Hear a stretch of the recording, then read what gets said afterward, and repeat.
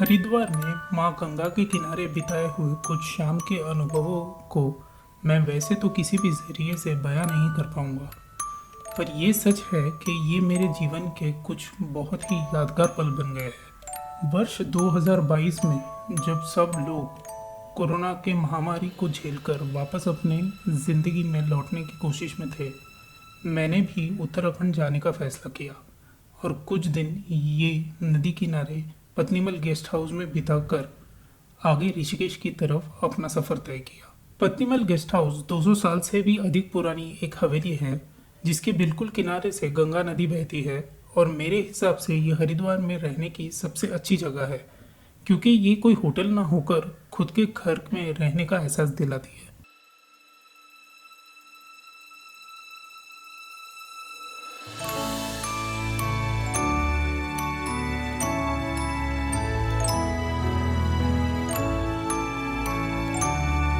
वैसे तो हरिद्वार से ऋषिकेश की दूरी बस 30-32 किलोमीटर की ही है, पर ये दोनों जगह में बहुत ज़्यादा अंतर है। जहाँ हरिद्वार में लोग पूजा पाठ और शाही स्नान या कुंभ मेले में शामिल होने आते हैं, वहीं पे ऋषिकेश में camp stay, river rafting, adventure sports और चिल करने के लिए लोगों की भीड़ लगी रहती है।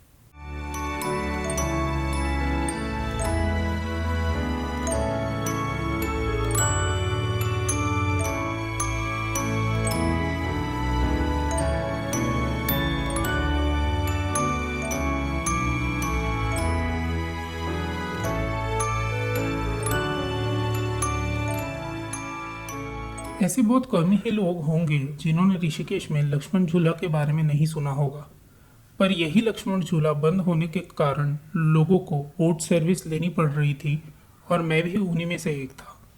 लक्ष्मण झूला एक हैंगिंग ब्रिज है और लोहे के तारों से ये पुल बनाया गया है, पर कुछ महीनों पहले ही एक तार टूट जाने की वजह से इसको बंद कर दिया गया और मजबूरन लोगों को इस पार या उस पार जाने के लिए बोट सर्विस लेनी पड़ रही थी, जिसकी एक साइड की फेरी 50 रुपये थी और मेरे हिसाब से ये बहुत ज़्यादा था।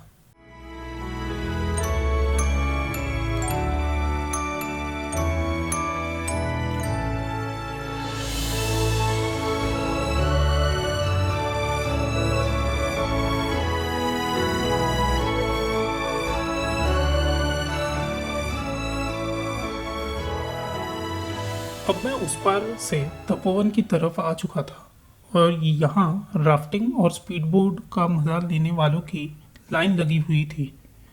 ये चहल पहल देखकर अच्छा लगा, पर मैं थोड़ी दूर चलकर निकल गया जहाँ लोग कम थे और मैं कुछ देर इस बहती हुई नदी के सामने बैठकर इसको अनुभव करना चाहता था।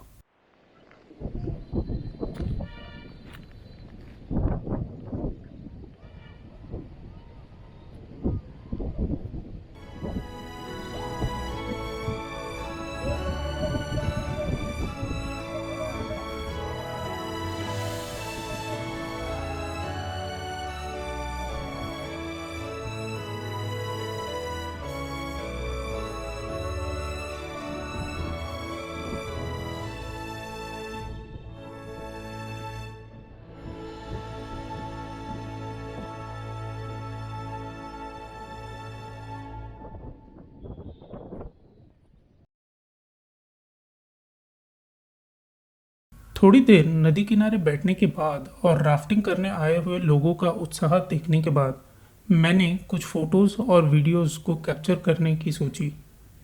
ये राफ्टिंग के वीडियोस अच्छे हैं या नहीं ये आप डिसाइड कीजिए और अगर हो सके तो कमेंट बॉक्स में कमेंट कर दीजिए। जैसे जैसे दिन बढ़ रहा था वैसे ही राफ्टिंग पर आए हुए लोगों की भीड़ बढ़ती जा रही थी। लोगों का उत्साह देखते ही बनता था।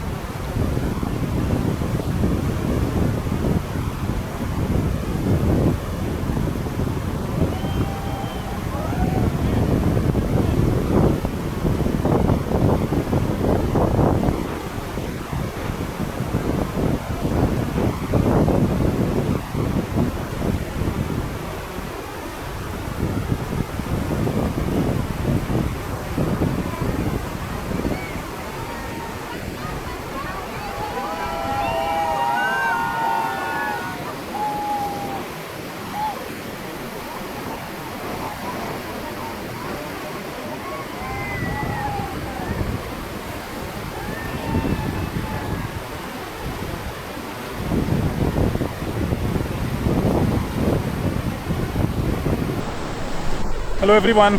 सो मैं हूँ अभी यहाँ पे ऋषिकेश बीच पे एंड ये पूरा पेबल वाला बीच है। ये कोई सैंड बीच नहीं है, हालांकि थोड़े थोड़े सैंड है यहाँ पे, बट यहाँ पे मोस्टली आप जो मेरे पीछे देख पा रहे हो यहाँ पे पूरे पत्थर वाले बीच है। So as you can see पीछे माँ गंगा बह रही है एंड यहाँ पे होती है रिवर राफ्टिंग।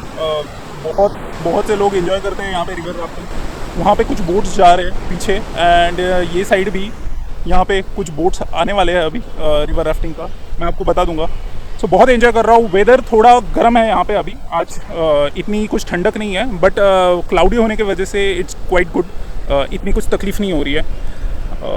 बहुत दिन बाद एक ब्रेक मिला काम से एंड उस हिसाब से निकल पड़ा मैं उत्तराखंड के लिए। So this is my first trip इन उत्तराखंड। बहुत साल पहले मैं आया था, तब मैं काफ़ी छोटा था। So I can not call it as a very memorable और वेरी रिमार्केबल ट्रिप, क्योंकि मैं बहुत ही छोटा था। बट वो टाइम भी मैंने काफ़ी कुछ ट्रेकिंग वेकिंग की थी। बट दिस टाइम प्लान्स बहुत सारे हैं, लेट्स से क्या होता है। रिवर राफ्टिंग चालू है यहाँ पे।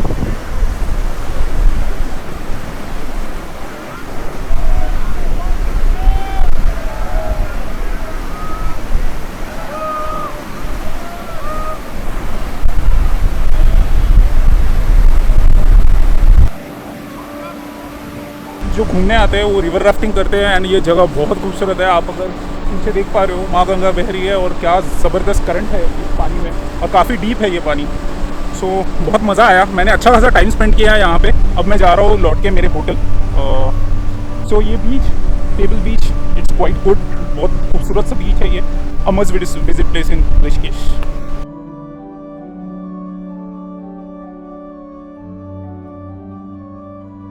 क्योंकि इस ट्रिप में मैं अकेला था तो मैंने रिवर राफ्टिंग तो नहीं की, पर मुझे यहाँ टाइम स्पेंड करने में बड़ा मज़ा आया। ऋषिकेश बहुत ही ज़्यादा अलग एहसास दिलाती है और सोलो ट्रैवल के लिए भी ये जगह बहुत अच्छी है। मेरा stay the hide way beds hotel में था, और अगर आप ऋषिकेश में आके कुछ दिन बिताना चाहते हैं तो आप इस होटल को ज़रूर कंसिडर कर सकते हैं।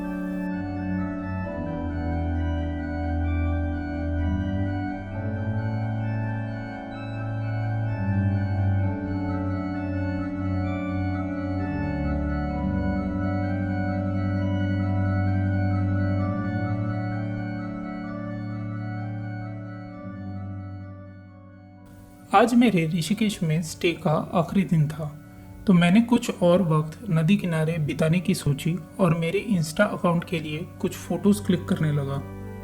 आप मेरे इंस्टा चैनल को फॉलो कर सकते हैं, लिंक डिस्क्रिप्शन में है।